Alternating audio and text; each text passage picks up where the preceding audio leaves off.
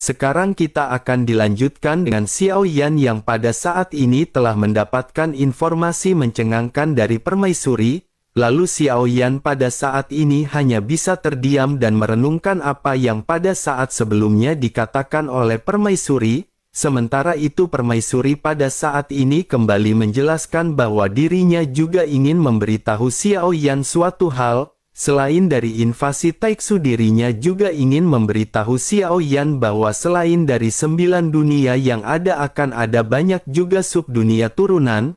Begitu Xiao Yan meninggalkan sensi subdunia dari dunia sensi juga diturunkan. Ini juga merupakan alasan pertama yang mengakibatkan kekuatan Xiao Yan berkembang sangat lambat meskipun Xiao Yan memiliki energi dunia sensi. Xiao Yan pada saat ini terkejut karena semua berita ini agak menggelegar dan menjengkelkan bagi Xiao Yan. Sementara itu permaisuri kembali menjelaskan bahwa dirinya ingin memberikan Xiao Yan gambaran sederhana lainnya. Jika sebuah dunia digambarkan seperti sungai, kemunculan dari subdunia ini berarti adalah anak-anak sungai. Di anak-anak sungai ini akan ada sumber daya yang bersumber dari arus utama. Jika Xiao Yan ingin menjadi lebih kuat atau Xiao Yan ingin mendapatkan kembali tingkat kekuatan yang pernah dimiliki oleh Yang Mulia, maka Xiao Yan harus berurusan dengan anak-anak sungai ini. Xiao Yan pada saat ini kembali tercengang mendengar apa yang dikatakan oleh permaisuri. Xiao Yan pada akhirnya tanpa sadar menggumamkan nama subdunia turunan. Xiao Yan pun sedikit merenung sebelum akhirnya bergumam bahwa setelah mendengar kata-kata dari Yuaner, Xiao Yan mengingat sesuatu. Begitu Xiao Yan akan memasuki alam sejati Xuan Yin, Xiao Yan melihat wajah yang sangat mirip dengan Xiao Yan. Mungkinkah hal ini yang dimaksud oleh Yuaner mengenai dunia turunan? Xiao Yan pada saat ini teringat kepada sosok yang pada saat sebelumnya muncul ketika Xiao Yan melayang di kehampaan. Sosok ini benar-benar persis sama dengan Xiao Yan dan bahkan kata yang diucapkan pada saat itu sama dengan Xiao Yan. Sementara itu permaisuri pada saat ini sedikit mengangguk. Sosoknya lanjut berkata sepertinya tebakannya telah menjadi kebenaran. Jika begitu permasalahannya, maka Xiao Yan pada saat ini perlu mengetahui sesuatu. Bahkan jika Xiao Yan mencapai keabadian di alam Suayin, jika Xiao Yan tidak memiliki keabadian serial dari dunia sensi, Xiao Yan tidak akan memiliki keabadian setelah kembali ke dunia sensi. Dengan kata lain, Xiao Yan harus mengunjungi banyak subdunia turunan barulah Xiao Yan akan bisa menerobos ke tingkat keabadian. Selain itu sesungguhnya setiap dunia adalah sama, jumlah makhluk tingkat keabadian akan terbatas di setiap dunia. Salah satu penyebab hal tersebut adalah sumber dayanya yang terbatas. Penyebab lainnya dunia juga membatasi jumlah orang kuat yang mendapatkan pengakuan dari dunia tersebut. Dengan begitu maka jika seseorang ingin meningkatkan kekuatannya ke tingkat keabadian, cara lainnya adalah seseorang harus membunuh makhluk keabadian untuk menggantikannya. Namun tentu Xiao Yan juga tahu bahwa mereka yang ingin menerobos keabadian semuanya adalah dogat yang kuat. Terlebih lagi sangat-sangat sulit untuk membunuh makhluk keabadian dengan kekuatan di tingkat dogat. Inilah mengapa Feng Tuo benar-benar merasa cemas begitu kekuatan keabadiannya dicabut oleh Xiao Yan. Jika Feng Tuo ingin menerobos ke tingkat keabadian, maka hal yang paling mungkin baginya adalah untuk membunuh sesosok di tingkat keabadian. Tetapi hal tersebut benar-benar akan sangat sulit karena kesenjangan kekuatan di antara keduanya benar-benar tidak akan bisa dijembatani. Selain itu Feng Tuo juga mampu menerobos ke tingkat keabadian secara kebetulan. Dirinya mendapatkan pewaris tingkat keabadian dan jika tidak akan sulit baginya untuk menerobos. Terlebih lagi dirinya juga baru 1000 tahun mencapai tingkat keabadian sebelum akhirnya kekuatan tersebut menghilang. Dapat dikatakan bahwa hal ini benar-benar merupakan pukulan fatal bagi Feng Tuo. Xiao Yan pada saat ini menganggukkan kepalanya, tetapi Xiao Yan pada saat ini sedikit bingung. Xiao Yan pada akhirnya segera berkata bahwa Xiao Yan sesungguhnya tidak mengkhawatirkan mengenai hal tersebut. Namun menurut apa yang dikatakan oleh Permaisuri Xiao Yan pada saat ini ingin bertanya bagaimana cara Xiao Yan sampai ke subdunia ini, Permaisuri pun mengangkat kepalanya dan berkata bahwa dunia sejati Xuan Yin tempat Xiao Yan berada saat ini adalah subdunia sensi. Dunia ini ada karena dunia sensi dan jika dunia sensi mati maka dunia ini juga benar-benar akan ikut hancur. Xiao Yan seketika menatap ke arah Permaisuri dengan serius dan Xiao Yan langsung mengerti mengapa Permaisuri memberikan energi dunia ini kepada Yang Mulia. Hal ini bertujuan untuk menyelamatkan dunia sensi yang secara langsung juga merupakan pondasi dari dunia Xuan Yin. Xiao Yan pun lanjut menghela nafas sebelum akhirnya Xiao Yan lanjut bertanya kepada Permaisuri. Xiao Yan bertanya apakah Permaisuri tahu di manakah Xiao Yan yang lain di alam sejati Xuan Yin berada. Mendengar hal ini Permaisuri perlahan menoleh menatap ke arah Feng Tuo. Xiao Yan juga seketika mengalihkan pandangannya mengikuti tatapan dari Permaisuri. Permaisuri pada saat ini segera berkata bahwa Xiao Yan bisa bertanya kepada Feng Tuo dan seharusnya Feng Tuo mengetahui hal ini.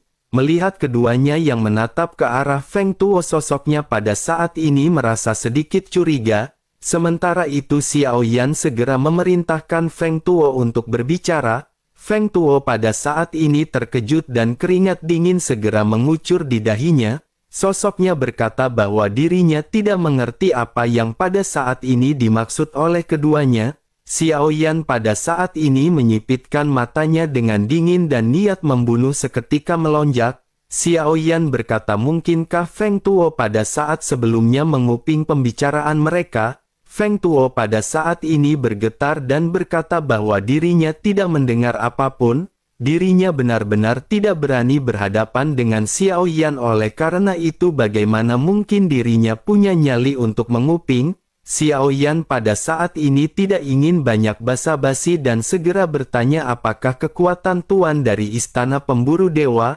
Feng Tuo pada saat ini tersenyum pahit dan mengerutkan kening seolah-olah dirinya benar-benar tidak mengetahui jawabannya. Feng Tuo pada akhirnya segera berkata bahwa dirinya pada saat ini tidak ingin menipu tuan, tetapi sesungguhnya dirinya benar-benar tidak tahu kekuatan dari penguasa istana pemburu dewa. Bagaimana mungkin mereka bisa mengetahui kekuatan dari tuan istana? Xiao Yan pada saat ini kembali berkata dengan dingin kepada Feng Tuo. Xiao Yan menjelaskan bahwa Xiao Yan akan mengutarakan pertanyaan terakhir. Jika Feng Tuo masih tidak bisa menjawab maka dirinya tidak perlu lagi hidup. Feng Tuo kembali berkeringat dingin sementara Xiao Yan kembali bertanya seberapa miripkah tuan istananya dengan Xiao Yan. Feng Tuo tercengang ketika mendengar pertanyaan yang diajukan oleh Xiao Yan. Feng Tuo pun berkata biarkan dirinya untuk mengenangnya. Feng Tuo pada saat ini sedikit merenung dan banyak pikiran terlintas di benaknya. Feng Tuo pada saat ini baru menyadari ada kemiripan di antara tuan istana dengan Xiao Yan. Namun Feng Tuo pada saat ini kurang yakin dan sosoknya mengerutkan kening. Feng Tuo tanpa sadar bergumam di dalam hatinya mungkinkah orang di depannya ini adalah anak haram dari penguasa istana? Atau mungkin kondisinya terbalik dengan penguasa istana yang merupakan anak haram dari Xiao Yan. Semakin Feng Tuo memikirkannya semakin Feng Tuo pada saat ini benar-benar berpikir negatif. Feng Tuo juga pada saat ini tidak terlalu jelas mengingat raut wajah yang dimiliki oleh tuan istana. Pada akhirnya sosoknya segera kembali berkata kepada Xiao Yan sepertinya potret dari kepala istana seharusnya masih berada di cincin penyimpanannya. Feng Tuo mulai mencari di antara cincin penyimpanannya sebelum akhirnya sebuah gulungan seketika muncul. Feng Tuo pada akhirnya segera perlahan membuka gulungan tersebut. Sesaat kemudian sosoknya mengangkat kepala dan menatap ke arah Xiao Yan. Feng Tuo lanjut meletakkan gulungan yang disejajarkan dengan ketinggian Xiao Yan. Pada saat ini dia benar-benar terkejut setelah memperhatikan gambar dari Xiao Yan. Di hatinya bergumam mungkinkah tebakannya benar? Tetapi meskipun begitu siapa di antara mereka yang bapak dan anak? Feng Tuo pada saat ini benar-benar tercengang karena wajah keduanya benar-benar persis sama. hanya pakaian yang berbeda, tetapi ketika melihat raut wajahnya kedua sosok ini benar-benar tampak seperti kembar identik. Feng Tuo tidak bisa berkata-kata dan pada saat ini segera menyerahkan gulungan tersebut kepada Xiao Yan. Begitu Xiao Yan mengambil gulungan permaisuri juga pada saat ini menatap ke arah gulungan dengan rasa ingin tahu. Keduanya pada akhirnya menatap ke arah gulungan dan permaisuri pada saat ini sedikit terkejut.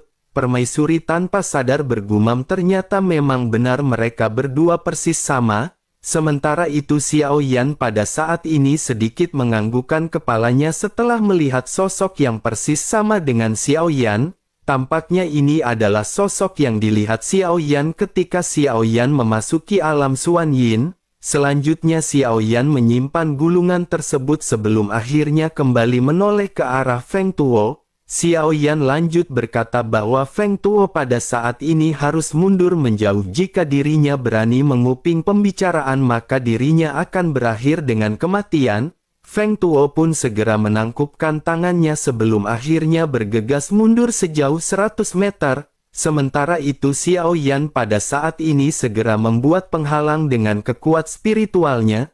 Xiao Yan pada akhirnya kembali berbicara kepada permaisuri. Xiao Yan bertanya apakah Yuaner tahu kekuatan dari penguasa istana pemburu dewa. Permaisuri pada saat ini menggelengkan kepalanya dan berkata bahwa sejauh yang dirinya tahu sosoknya telah memasuki tingkat keabadian kaisar. Tetapi itu sudah lama sekali, dengan begitu maka dirinya pada saat ini tidak mengetahui perkembangan kekuatan dari penguasa istana pemburu dewa. Xiao Yan pun mengerutkan kening dan Xiao Yan kembali bertanya sudah berapa lamakah Yuaner tertidur. Permaisuri pada saat ini seolah-olah mengingat semua kenangan di dalam benaknya. Sepertinya hal ini benar-benar sudah berlangsung dengan sangat lama. Dirinya benar-benar sudah lama kehilangan ingatannya sebelum akhirnya bergumam mungkin sekitar puluhan ribu tahun. Tetapi sepertinya waktu telah berjalan lebih dari itu. Permaisuri pun menghitung sambil bergumam mungkin ratusan ribu tahun bahkan lebih bahkan mungkin jutaan tahun. Melihat hal tersebut Xiao Yan pada saat ini hanya bisa tersenyum pahit dan menghentikan permaisuri. Xiao Yan lanjut berkata bahwa waktu tampaknya benar-benar telah berlalu begitu lama. Xiao Yan pada akhirnya sedikit merenung sementara permaisuri pada saat ini segera berkata agar Xiao Yan tidak perlu mengkhawatirkan tentang hal ini. Meskipun subdunia tampaknya kaya akan sumber daya di permukaan, jumlah dari makhluk tingkat keabadiannya sebenarnya sangat terbatas. Terlebih lagi Yang Mulia juga telah mempertimbangkan permasalahan ini pada saat itu. Permaisuri yang tertidur juga merupakan bagian rencana dari Yang Mulia. Tetapi meskipun begitu dengan kekuatan Xiao Yan pada saat ini Xiao Yan masih belum memenuhi syarat untuk bersaing dengan sosok tersebut. Xiao Yan pada saat ini hanya bisa terdiam dan menyadari bahwa apa yang dikatakan oleh permaisuri memang benar. Bersamaan dengan hal tersebut pada saat ini permaisuri seketika menoleh ke arah sosok di samping Xiao Yan. Sosok ini adalah klon dewa asli yang masih terus berada di samping Xiao Yan dan permaisuri bertanya mungkinkah ini adalah klon dari Xiao Yan. Xiao Yan pun menganggukkan kepalanya sementara permaisuri segera berkata bahwa tubuh keabadian ini cukup kuat. Di bawah level yang sama tubuh keabadian ini dapat menghancurkan hampir semua lawan. Sangat disayangkan akan sulit bagi tubuh ini untuk bisa bersaing dengan keabadian kaisar di langkah kedua. Xiao Yan pun menganggukkan kepalanya sebelum akhirnya berkata bahwa klon ini belum dalam kondisi terkuatnya. Jika bisa dikultivasikan maka dirinya akan membuat kemajuan yang lebih jauh. Xiao Yan pada saat ini berpikir bahwa Xiao Yan benar-benar harus meningkatkan kekuatan dari klon dewa asli. Klon dewa asli perlu menyerap kekuatan bintang untuk meningkatkan kekuatannya. Selama ini Xiao Yan benar-benar dipenuhi dengan ancaman di dunia sensi sehingga Xiao Yan tidak memiliki kesempatan untuk meningkatkan kekuatan klon dewa asli.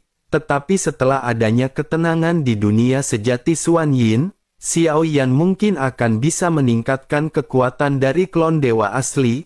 Xiao Yan pada akhirnya segera berkata kepada permaisuri bahwa klon dewa asli membutuhkan kekuatan bintang untuk meningkatkan kekuatannya.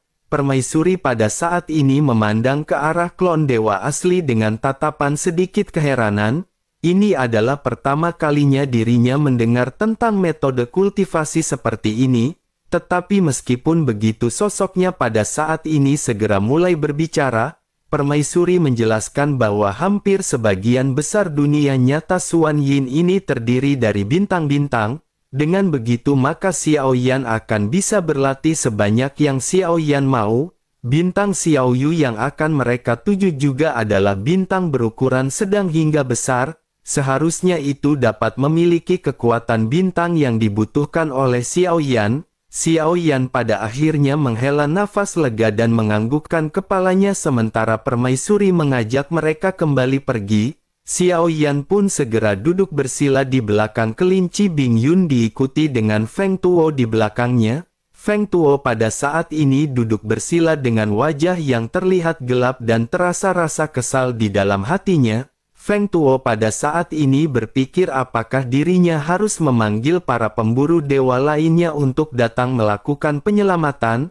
Feng Tuo tahu bahwa orang kuat yang akan bisa berhadapan dengan Xiao Yan setidaknya berada di tingkat keabadian langkah kedua. Feng Tuo pada akhirnya bersiap untuk mengeluarkan slip batu giok. Namun Feng Tuo pada saat ini sedikit ragu mengingat kemiripan Tuan Istana dengan Xiao Yan. Feng Tuo khawatir jika di antara mereka memiliki hubungan dan jika Feng Tuo memberikan kabar kepada mereka bukanlah penyelamatan yang didapatkan oleh Feng Tuo melainkan dirinya akan berakhir dalam kematian. Feng Tuo pada akhirnya menggertakkan giginya dan sosoknya pada saat ini hanya bisa diam sambil berkeringat dingin.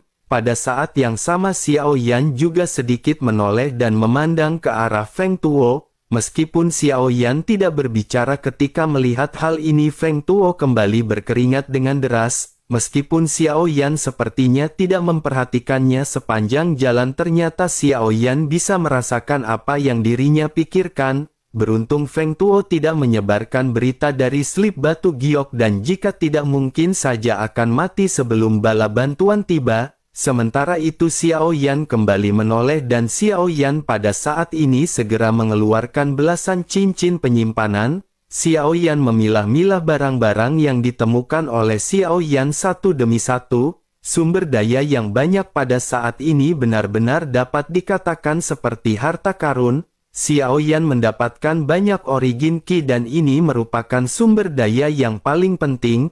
Ada juga banyak bahan obat dan barang berharga lainnya di cincin penyimpanan. Banyak juga keterampilan bertarung tetapi keterampilan bertarung ini tidak dapat digunakan oleh Xiao Yan. Xiao Yan tidak menemukan keterampilan bertarung yang berada di tingkat penciptaan. Keterampilan bertarung di tingkat ini umumnya tidak diturunkan dalam bentuk gulungan.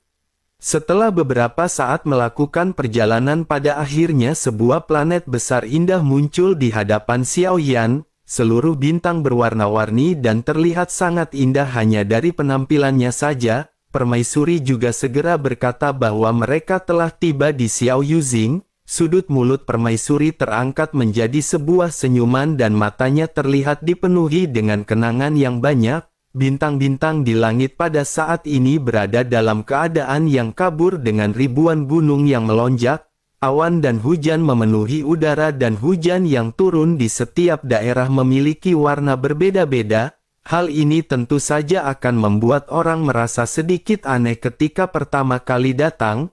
Namun begitu memasuki tempat ini Xiao Yan bisa merasakan adanya niat membunuh yang kuat. Xiao Yan segera melihat ke arah sumber niat membunuh tersebut berasal. Xiao Yan melihat sesosok tubuh yang tergantung di kabut dan hujan. Tangan sosok tersebut terlipat di depan dada dan sosoknya mengenakan pedang di belakang punggungnya sambil membelakangi Xiao Yan. Permaisuri juga pada saat ini tersenyum dan bergumam bahwa sparring partner mereka ada lagi di sini. Jika begitu permasalahannya dirinya akan menunggu Xiao Yan di bintang Xiao Yu. Xiao Yan pada saat ini dipenuhi dengan kebingungan tetapi Xiao Yan memutuskan untuk melayang di udara. Sementara itu kelinci Bingyun dan permaisuri pada saat ini segera bergegas meninggalkan Xiaoyan. Satu-satunya sosok yang tersisa di udara pada saat ini hanyalah Xiaoyan dan Feng Tuo. Keduanya pada saat ini menatap ke arah sosok yang berpedang di hadapan Xiaoyan. Sosok itu pun seketika berbalik perlahan ketika bertanya apakah Xiaoyan siap. Xiaoyan pada saat ini tampak bingung sebelum akhirnya Xiaoyan bertanya apa yang perlu dipersiapkan. Pria itu pun segera berteriak dengan dingin agar Xiaoyan segera mencabut pedangnya. Xiaoyan sedikit mengerutkan kening dan berkata bahwa Xiaoyan tidak mengenalnya dan mengapa mereka harus bertarung. Pria itu kembali menjelaskan bahwa jika Xiaoyan ingin memasuki bintang kecil ini merupakan aturan yang harus dilewati oleh Xiaoyan. Xiaoyan pun tertegun sejenak sebelum akhirnya tersenyum pahit karena aturan ini benar-benar aneh. Namun Xiaoyan pada saat ini benar-benar tidak memiliki pilihan dan Xiaoyan segera meletakkan tangannya mencabut pedang berat misterius. Bersama dengan hal tersebut hujan di udara juga pada saat ini berhenti tiba-tiba. Sementara itu sosok pria pada saat ini segera melesat ke arah Xiaoyan dengan sangat cepat. Xiaoyan pun segera menghantamkan pedangnya ke arah si pria dan pertempuran di antara keduanya seketika terjadi. Setelah banyaknya benturan pada saat ini suara ledakan juga bergema dengan langit yang seolah-olah bergetar. Xiaoyan pada saat ini sedikit mengerutkan kening karena Xiaoyan tidak bisa merasakan kekuatan dari pria ini. Xiaoyan pun hanya bisa tersenyum pahit di dalam hatinya dan bergumam mungkinkah rekan tanding dari permaisuri ini benar-benar kuat. Pada saat yang sama pada saat ini pedang yang sangat tajam seketika melesat menuju leher Xiaoyan. Pedang ini berjarak 2 jari dan Xiaoyan seketika menghindar. Si pria pun seketika berkata agar Xiaoyan jangan mengalihkan pandangannya selama pertempuran. Xiaoyan pada saat ini menyipitkan matanya dan Xiaoyan segera menjauhkan diri. Pria itu pun segera mengejar Xiaoyan dengan pedang panjang di tangannya. Banyak serangan pada saat ini dilesatkan ke arah Xiaoyan. Si pria lanjut berkata bahwa kekuatan Xiaoyan terlalu lemah dan ini sangat membosankan. Sesaat berikutnya sehelai rambut Xiaoyan rontok di bawah serangan pedang tajam si pria. Xiaoyan pada saat ini hanya bisa tersenyum pahit dan berkata bahwa senior berada di tingkat keabadian, oleh karena itu secara alami Xiaoyan tidak akan bisa mengalahkannya. Pria itu pun segera berkata bahwa dirinya tidak menggunakan kekuatan keabadian sebelumnya, namun sebagai dogat bintang 7 tampaknya Xiaoyan tidak luar biasa. Xiaoyan memandang ke arah si pria yang pada saat ini menggelengkan kepalanya sambil terus menyerang. Sementara itu Xiaoyan pada saat ini menjadi semakin serius. Xiaoyan lanjut berkata agar senior pada saat ini memberi junior nasihat. Xiaoyan pada akhirnya segera mengeluarkan kekuatannya untuk berhadapan dengan si pria. Namun tidak peduli seberapa kuat Xiaoyan menyerang, Xiaoyan pada saat ini masih belum mendapatkan keuntungan. Setelah beberapa saat melakukan pertempuran, si pria pada akhirnya segera menarik lesatan pedangnya dan menatap ke arah Xiaoyan. Sosoknya lanjut berkata bahwa kualifikasi dan pemahaman Xiaoyan agak kurang. Dirinya benar-benar hampir tidak bisa menganggap Xiaoyan sebagai murid terdaftar Paviliun Xiaoyu. Sebaiknya dirinya segera bergegas ke Paviliun Xiaoyu untuk melapor secepat mungkin. Si pria pun seketika berbalik sementara Xiaoyan pada saat ini tertegun mendengar kata-kata si pria. Xiaoyan pada saat ini bertanya-tanya mungkinkah kekuatan dogat bintang 7 dianggap sebagai murid terdaftar. Xiaoyan tidak bisa membayangkan orang kuat dan monster seperti apa yang akan ada di Paviliun Xiaoyu. Xiaoyan pada akhirnya segera tersadar sebelum akhirnya mengikuti sosok pria berpedang pergi ke Paviliun Xiaoyu. Pada akhirnya Xiaoyan sampai di puncak gunung yang menjulang tinggi menembus langit. Tidak ada istana atau sekti seperti yang dibayangkan oleh Xiaoyan di tempat ini. Hanya ada sebuah desa kecil yang terlihat tidak besar. Desa ini benar-benar terlihat seperti suatu desa yang biasa-biasa saja. tidak lebih dari 10 orang yang pada saat ini berada di desa tersebut. Salah seorang di antara mereka segera berkata kepada sosok yang pada saat sebelumnya berhadapan dengan Xiao Yan. Sosok tersebut bertanya, mungkinkah ini murid terdaftar yang dibicarakan oleh Jian Xianyang? Sosok yang pada saat sebelumnya menindas Xiao Yan pada saat ini segera menganggukkan kepalanya. Sementara itu sosok yang pada saat sebelumnya berbicara segera berkata bahwa Xiao Yan harus bekerja keras untuk menjadi murid inti. Xiao Yan pun melihat sekeliling dan Xiao Yan pada saat ini merasa sangat bingung. Xiao Yan curiga bahwa Xiao Yan akan menjadi satu-satunya murid di sini. Namun Xiao Yan segera berkata jika tebakan Xiao Yan benar seharusnya Xiao Yan tidak akan menjadi satu-satunya murid di paviliun Xiao Yu yang megah ini.